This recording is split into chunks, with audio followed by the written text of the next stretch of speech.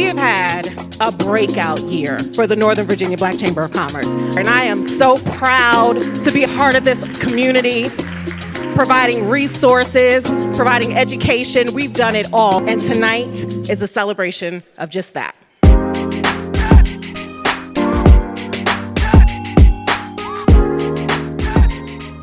I just want to let you know what empowerment does for our community, our Black business community.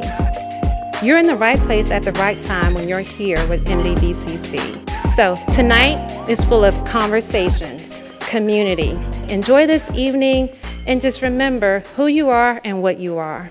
But when we talk about empowering, I just have to take a minute and really say how this chamber has helped me so much and how we have grown and scaled because of you. And I'm gonna tear up. Because I think that we just don't understand as small businesses the support that we need, the knowledge that we need, the programming, the wraparound services that you've been able to provide to me. Your melanin is mighty.